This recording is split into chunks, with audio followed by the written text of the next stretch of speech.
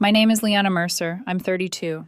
And I learned the hardest kind of betrayal doesn't always arrive with screaming or flying plates. Sometimes it shows up in a quiet room, under soft sheets, with someone you've loved your whole life, looking at you like you're the inconvenience.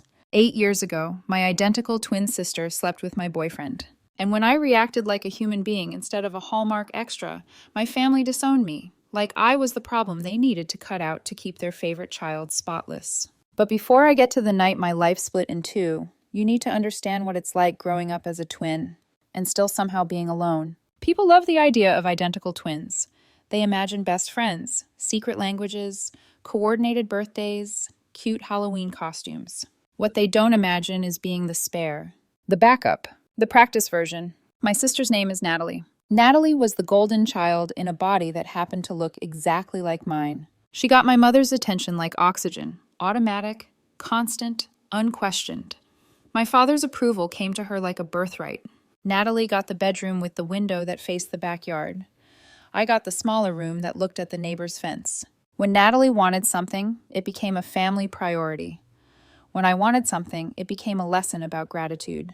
If Natalie got a C in calculus, Dad hired a tutor and blamed the teacher for not challenging her properly. If I got a B in chemistry, I got lectured at dinner about how I was capable of more and not applying myself. Natalie wrecked Mom's car our junior year, took it to a party, got distracted, clipped a mailbox. Nobody yelled. Nobody grounded her. They bought her a newer car with the kind of careful softness you'd use when comforting someone fragile. One summer, I scratched Dad's truck helping him move furniture. A scratch, a thin line you could barely see unless the light hit it. Dad didn't speak to me for 2 days. Then he handed me the repair bill and said, "Actions have consequences." I paid it with my summer job savings and learned a second lesson. Consequences were for me. Natalie's birthday parties were huge.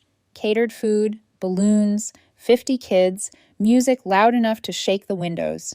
Mine were family dinners, where half the conversation somehow circled back to Natalie's latest achievement. When we both applied to State University, my parents threw Natalie a graduation party with a banner and a slideshow. I got a card that said, "Good job, we're proud of you both." Natalie's name was written first.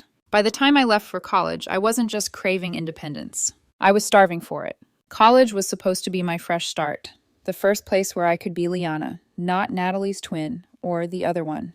I worked part-time at a campus bookstore, paid my own bills, kept my grades up, and made friends who didn't compare me to someone else before they even learned my favorite color. And that's where I met Ethan Cole. He came into the bookstore looking for art supplies for a class he swore he didn't belong in. He stood there with a sketchbook under his arm, smiling like he was already embarrassed, and decided to make it charming. "Do you sell charcoal pencils?" he asked. "Or do I have to go pretend I'm an actual artist somewhere else?" I laughed. Real laughter, the kind that starts in your ribs. Ethan had this warmth that made people lean in. Not loud, not showy, just present. And when he looked at me, it was like he actually saw me. Not my twin. Not a comparison. Just me. We started dating a month later. It got serious the way healthy relationships do. Quietly, steadily, like building something that can hold weight. He'd come to my dorm room with takeout. We'd watch movies on my laptop, legs tangled, cheap blankets, my textbooks open, but ignored. He met my roommate Kevin and Kevin's girlfriend Sophie, and the four of us became a small little world. Weekends, grocery runs, late-night diner trips. For the first time in my life, I had something that felt completely mine. Natalie was at a different school 3 hours away, studying business, funded fully by my parents, of course, while I balanced student loans and that bookstore job. Sometimes I'd mention it, not as a complaint, just as a fact. My parents would nod like they were hearing weather updates. Ethan did something my family never managed. He got angry on my behalf. "That's not normal," he'd say after I told him about another childhood story I'd trained myself to tell like it was funny. "You know that, right?" I'd shrug because shrugging was how I survived. Ethan would squeeze my hand and say, "You deserve better." Having someone in my corner felt like learning a new language, one I'd always needed but never heard. Then, during my senior year, Natalie started visiting more often. At first, I believed her. She called and said, "I miss you. I feel like we've been distant. I want us to be closer." That sentence should have warmed me. Instead, it made my stomach tighten, because my sister didn't do anything unless it benefited her. But I wanted to believe. God, I wanted to believe. So when she showed up on Friday nights, suitcase in hand, smiling like she was making some grand sisterly effort, I let her crash on my couch. Natalie was charming the way she always was. Quick jokes, perfect timing, that effortless social ease that made people want her approval.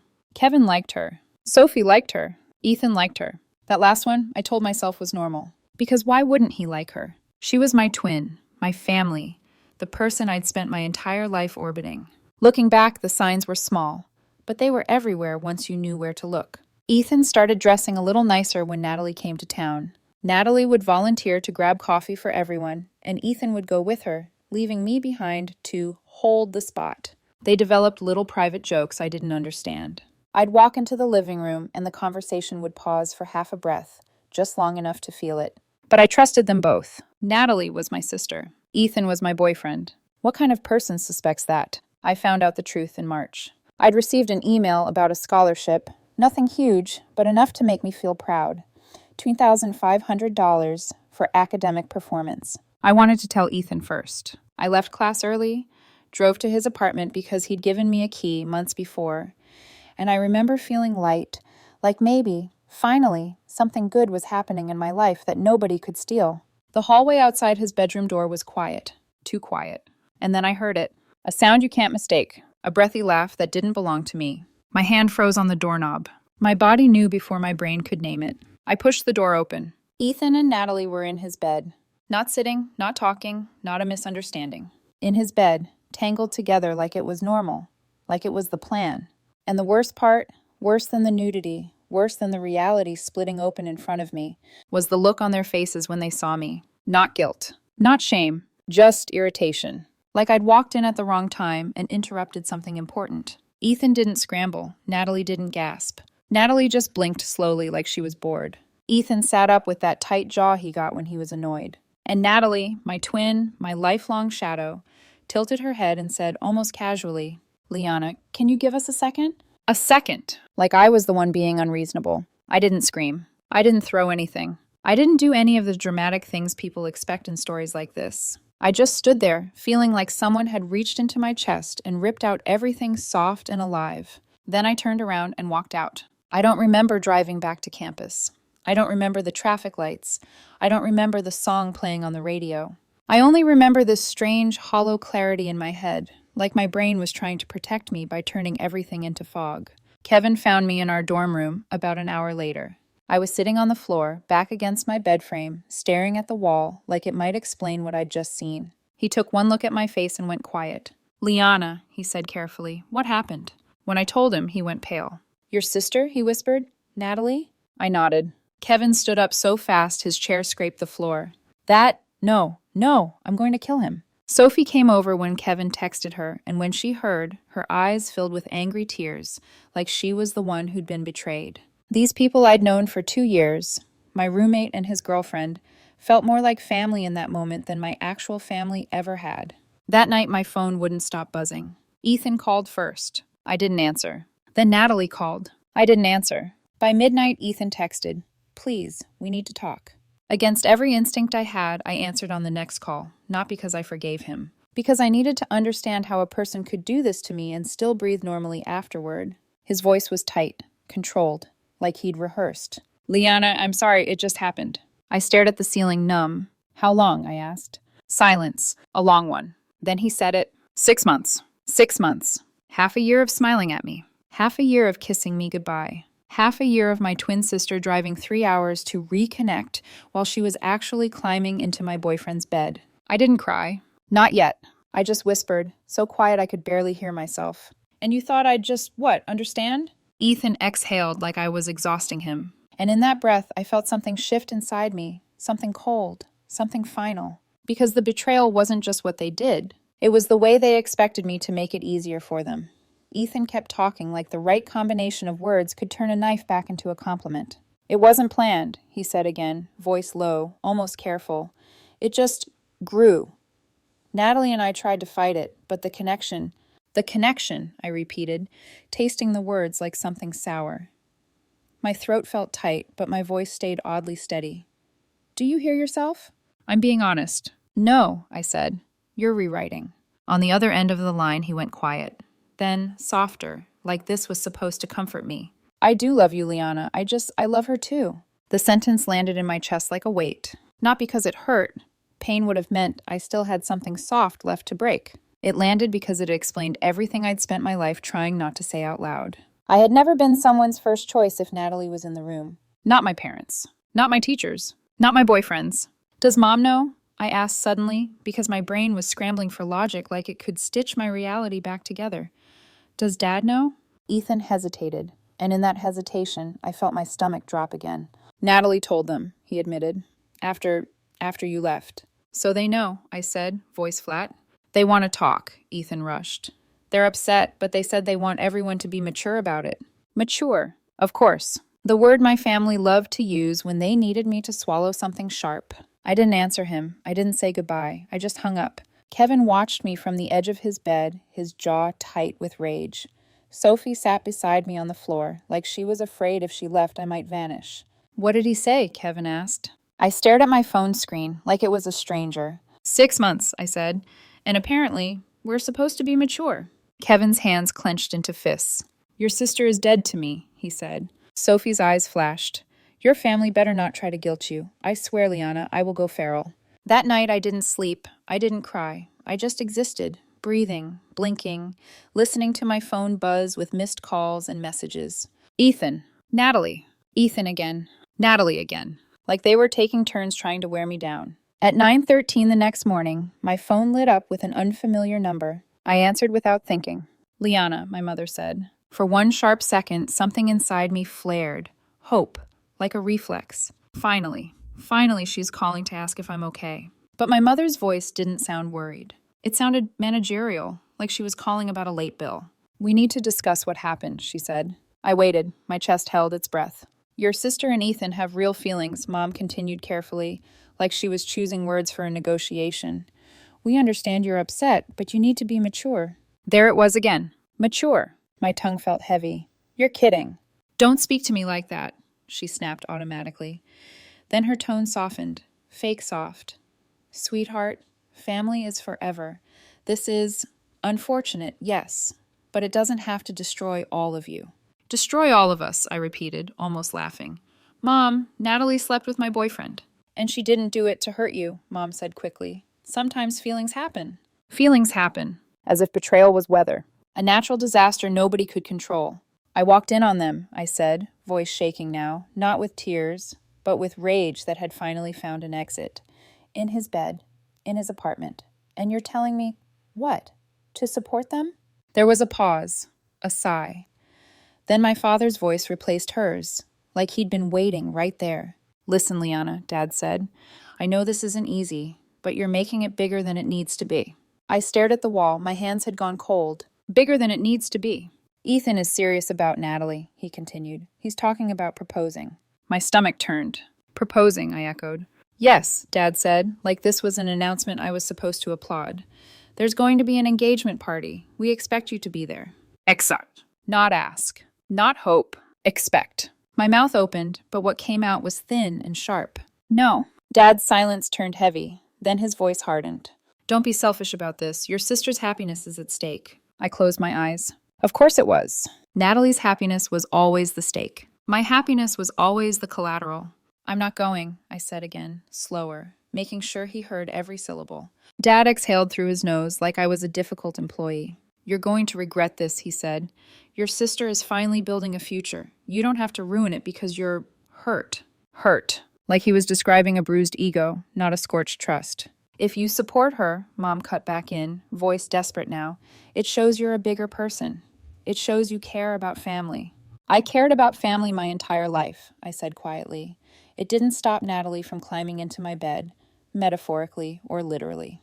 Liana, I hung up. Then I did something I had never done before, not once in my life. I blocked them. My mother, my father, my twin sister, and Ethan, all of them. Kevin's face was tight with approval when I told him.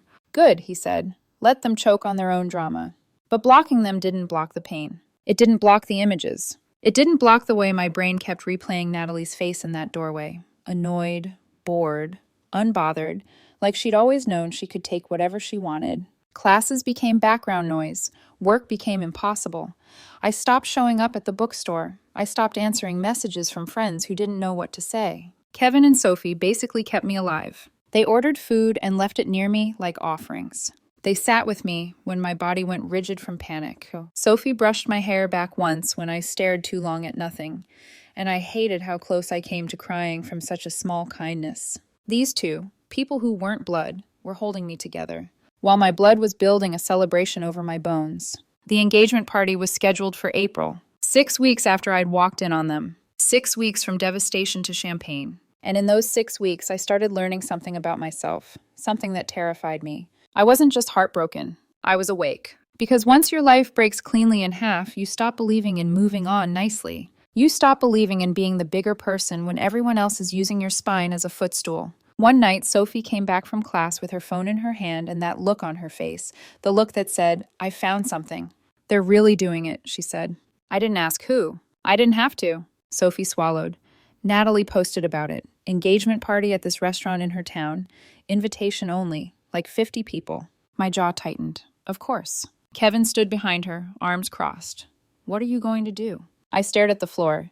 The question wasn't just about the party. It was about the rest of my life. What are you going to do now that they've decided your pain is inconvenient? I didn't answer right away. Instead, I opened my laptop, and I started looking. At first, it was just curiosity, like picking at a scab you know you shouldn't touch. But once I started pulling threads, the whole sweater came apart. Ethan had been using my Netflix profile. I checked the watch history and saw it. Rom-coms and movies I'd never watched. Logged in on nights he told me he was studying. My Spotify account had a new playlist created under my premium subscription. The title made my stomach drop. N+E. I clicked it. Songs about secrecy, about fate, about what we can't help. I went through old Venmo transactions. There it was. Gas money I'd sent Natalie when she visited because she'd made a joke about being broke. Gas money. To drive 3 hours and sleep with my boyfriend. Sophie found more through social media. I wasn't big online, but Natalie was. Photos at restaurants I'd never been to. A selfie from January where Ethan's reflection was faint in a window, his arm around her in a way he never held me in public. And the caption, "Good company." It wasn't one mistake. It was a whole relationship. A double life. A slow betrayal with a smile. Kevin sat beside me while I gathered everything. Screenshots, timestamps, receipts. Sophie helped organize it into a timeline. Facts only. No emotional rants. No dramatics. Just reality laid out like evidence in court. At 2 a.m., I stared at the folder on my desktop. The truth. Sophie leaned forward. "What are you doing, Liana?" I didn't look away from the screen. "I'm making sure," I said slowly, "that nobody gets to celebrate this like it's a fairy tale." Kevin's eyes widened, then sharpened with understanding. "You're going to the party." I didn't say yes. I didn't say no. I just kept building the presentation. Slide 1, the timeline. Slide 2, messages. Slide 3, photos. Slide 4, money.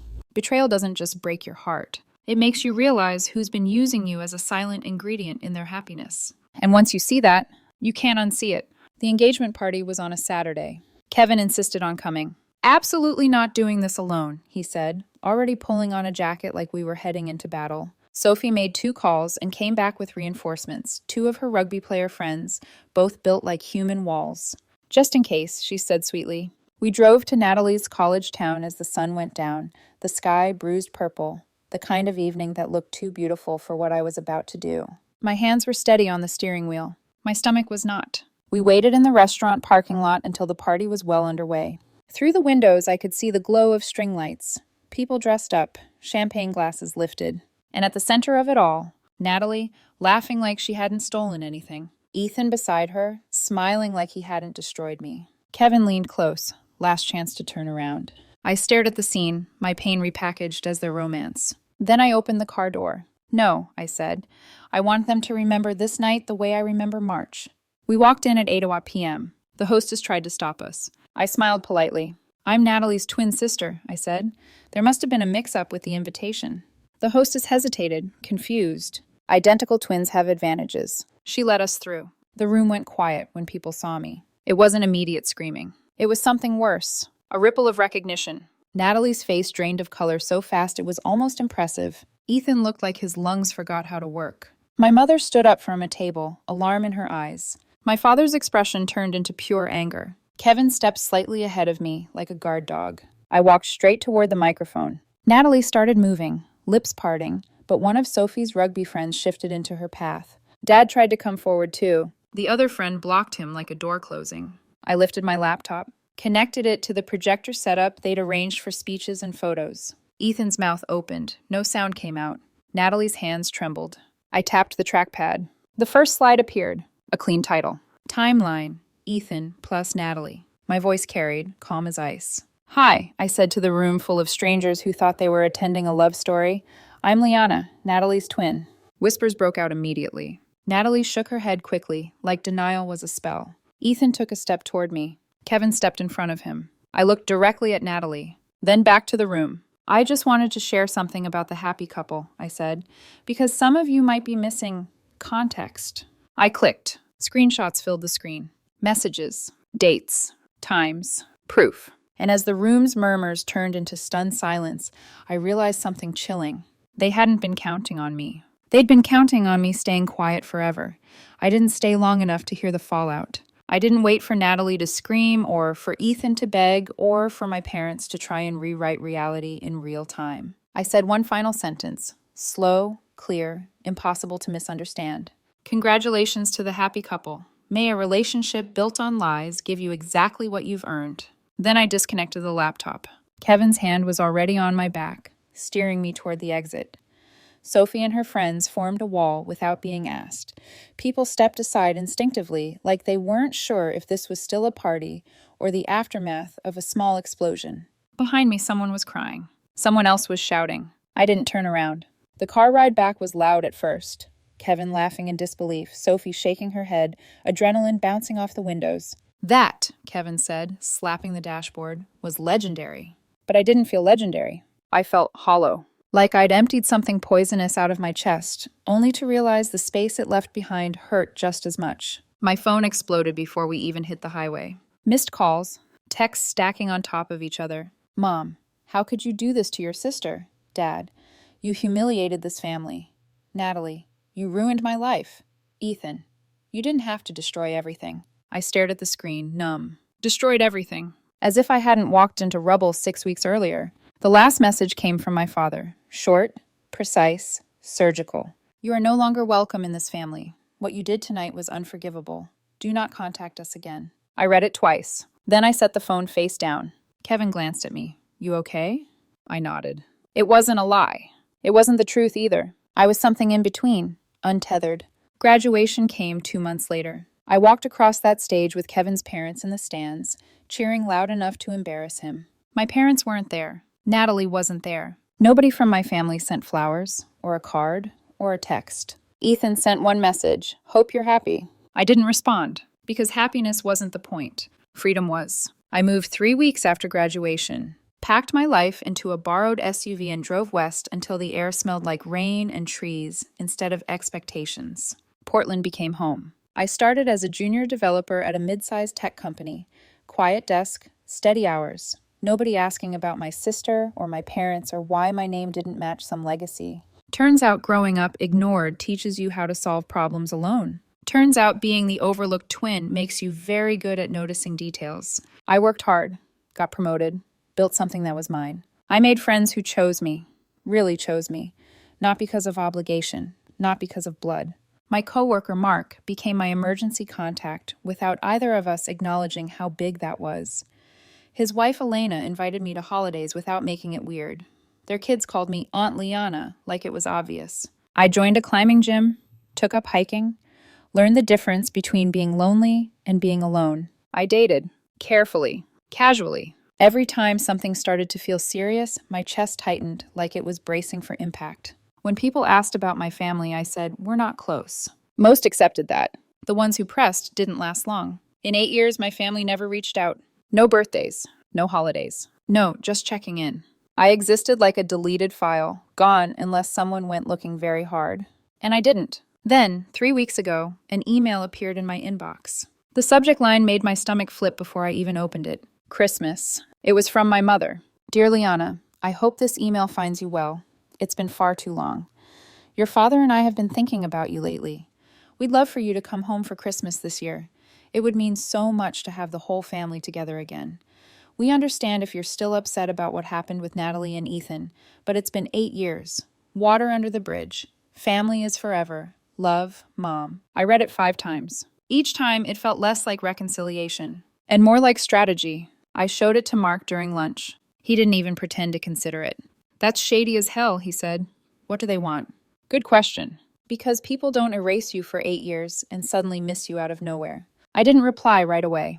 2 days later, another email arrived. This one was from Natalie. Polished, careful, almost corporate. She talked about time healing wounds, about wanting to reconnect as sisters, about how families should come together, especially during the holidays. Then she slipped it in, casual, like it wasn't a bomb. She mentioned she was running Dad's firm now. The accounting business my father had built over 30 years. The business I'd never been invited into. The business that was apparently Natalie's inheritance. I did what I always do when something doesn't feel right. I researched. Dad's firm had a website now. Natalie listed as managing partner. Her LinkedIn showed she'd been made partner 6 years ago. Full owner 2 years ago. Reviews talked about new leadership and transition challenges. The golden child had inherited the kingdom, and suddenly they wanted me home. I waited a week before replying. Then I sent one sentence. I'll think about it. Mom responded within an hour. Long, enthusiastic, too enthusiastic. How excited everyone was. How Christmas wasn't the same without me. How this was the best gift she could imagine. It read like desperation wrapped in tinsel. I called Kevin that night. He'd moved to Seattle, married, kid on the way. This is a trap, he said immediately. They didn't change. They need something. I know, I said. So why are you even considering it? I stared out my apartment window at the city lights. Because I needed to know. 8 years of silence leaves questions that don't die quietly. I replied again. I'll come for Christmas dinner. I'm staying at a hotel, and if anything feels off, I leave. Mom's response was instant. Of course. Whatever you're comfortable with. We're just so happy you're coming. Too happy. I flew in on Christmas Eve. Rented a car. Drove past my childhood home without stopping. The lights were on, decorations perfect, like a magazine spread. A family frozen in time without me. Mark texted, still time to fake food poisoning. I texted back, I need to see this through. Christmas morning, I parked on the street and sat in the car longer than necessary. I could see movement through the windows. Kids running. People laughing. A scene I hadn't belonged to in nearly a decade. Mom opened the door when I finally rang the bell. She looked older, more gray, more lines. But her eyes scanned me the same way they always had, like she was checking for flaws. Liana, she said, you made it. No hug. Just a step aside. The house smelled the same. Cinnamon, coffee. Familiarity sharpened into something painful. Dad stood up from his chair and extended his hand. A handshake, like I was a client. Natalie came down the stairs with a practiced smile. Confident, polished, untouched by guilt. Children ran past her legs. My niece and nephew. Kids who existed because my sister slept with my boyfriend. They stared at me with open curiosity. Who's that? The older one asked. Natalie smiled tightly. That's Aunt Liana. The word felt strange in my ears. Brunch passed in polite tension. Small talk. Weather. Work. Natalie talked about the firm. Mom asked about my job in that tone that suggested tech was cute. And all the while, something coiled in my chest. Waiting. After the plates were cleared and the kids distracted, Dad cleared his throat. Liana, he said, there's something we need to discuss. There it was. The reason for the invitation. The reason for the smiles. The reason I suddenly mattered again. And as I followed them into the living room, I already knew. This wasn't about forgiveness. This was about need. The living room hadn't changed. Same couch, same armchair Dad always claimed was his. Same frame photos lining the wall. Natalie at graduations. Natalie at her wedding. Natalie holding babies with everyone smiling like nothing had ever gone wrong. There were no photos of me past age 24. I stood there, hands folded in front of me, feeling like a guest in a museum exhibit titled The Life That Continued Without You. Dad sat down slowly, like the effort cost him more than pride. Mom perched on the edge of the couch, already teary. Natalie stayed standing, arms crossed, pretending to be casual. Liana, Dad began, clearing his throat, we're glad you came. I didn't respond. He took a breath.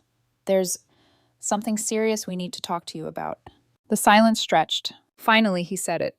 I'm sick. The words didn't land with drama. No music cue, no cinematic pause. Just wait. Kidney disease, he continued. I've been on dialysis for 6 months. Mom's hand flew to her mouth like this was the first time she'd heard it, even though I knew she'd rehearsed this moment a dozen times. I'm sorry to hear that, I said carefully, and I meant it. Despite everything, I didn't want my father to suffer. Dad nodded. Thank you. Natalie stared at the floor. We've been on the transplant list, Mom added quickly, but it's not going well. Time isn't on our side. I waited, because I knew, deep in my bones, that this wasn't the end of the sentence. Natalie isn't a match, Dad said. Neither is your mother. There it was. Mom leaned forward, desperation cracking through her voice. But you might be. I felt something inside me go very still. You're his daughter, she continued. The doctor said there's a good chance you'd be compatible. Compatible. Useful. Spare. I let the words settle, then asked quietly, so this is why you invited me. Natalie looked up sharply. That's not fair. Isn't it? I cut in, my voice calm enough to scare even me.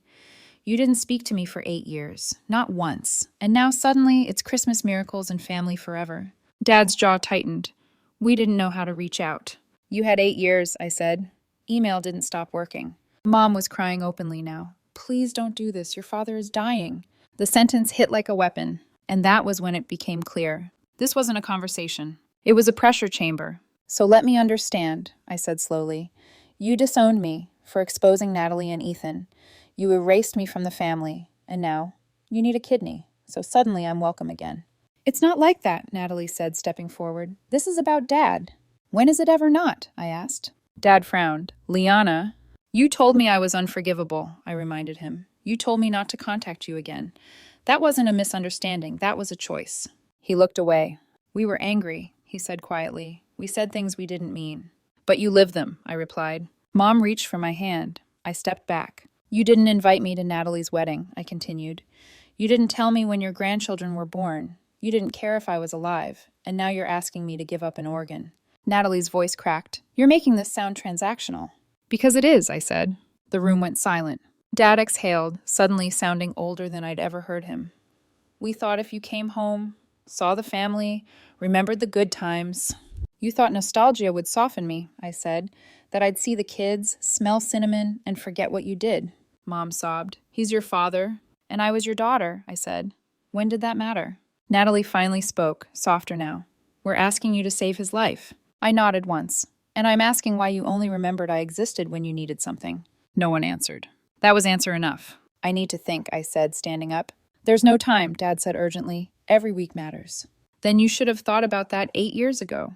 Mom followed me to the door, pleading. Natalie tried reason. Dad tried dignity. I didn't promise anything. I just left. Back at the hotel, I sat on the edge of the bed, staring at the wall, the conversation replaying in fragments. Family is forever. You're his daughter. We need you. They didn't want me. They wanted my kidney. And the cruelest part?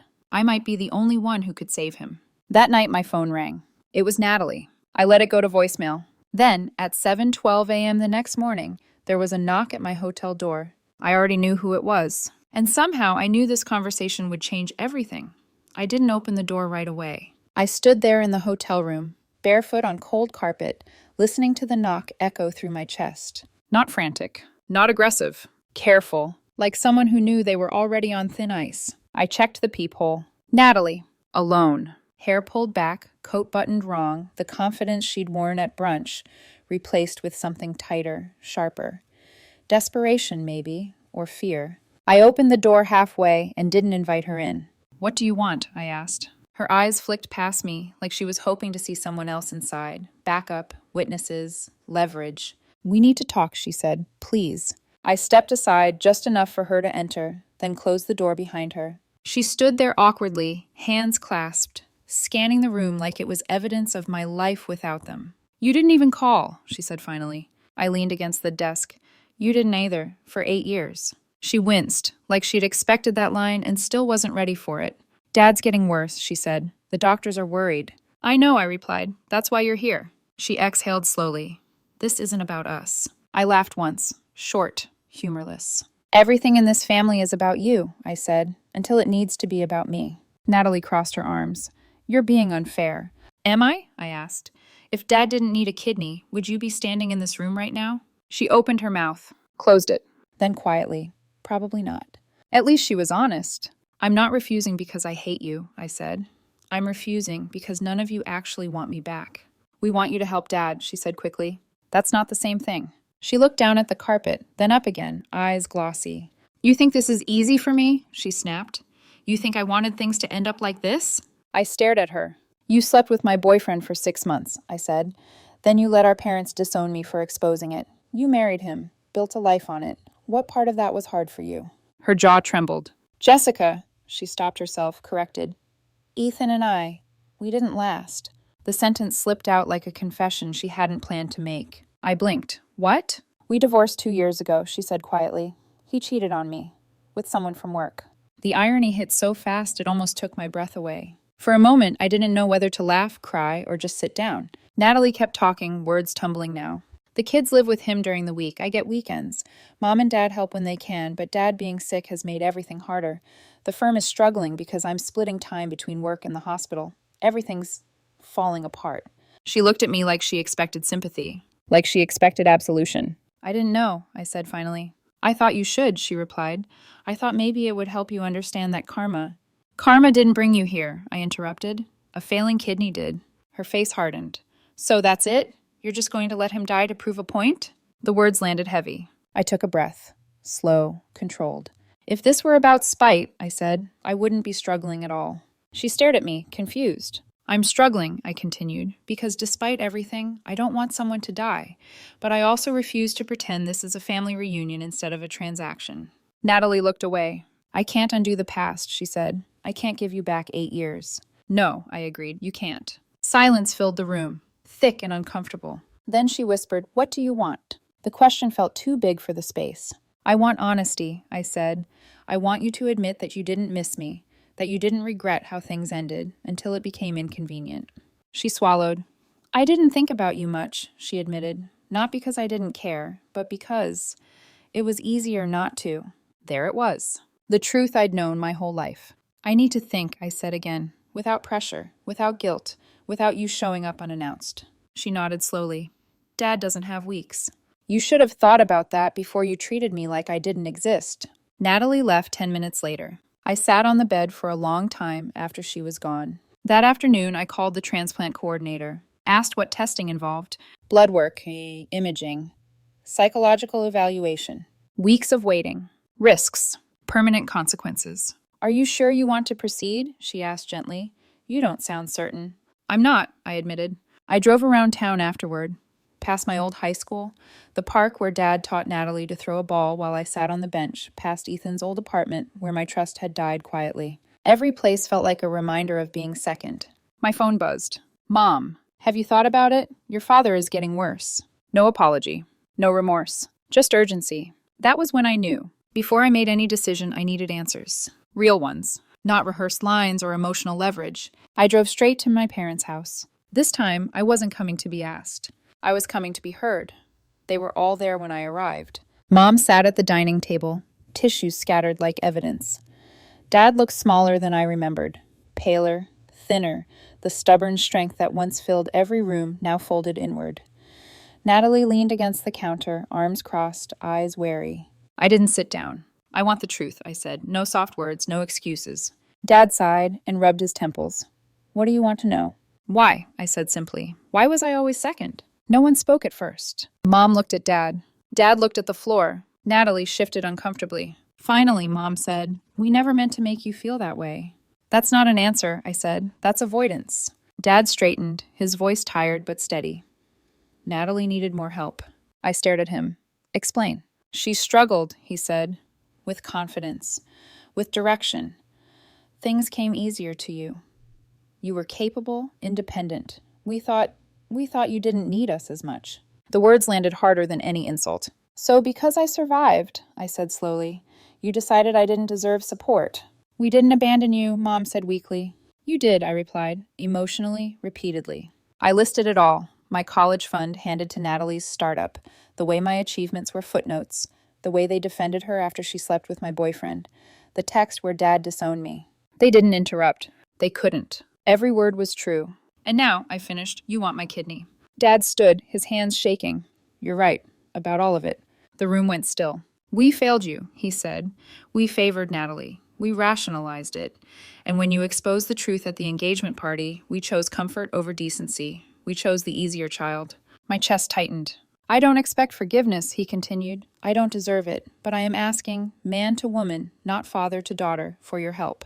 Mom cried openly. Natalie stared at the floor. I felt the weight of the moment pressing down on me. This wasn't just about the past.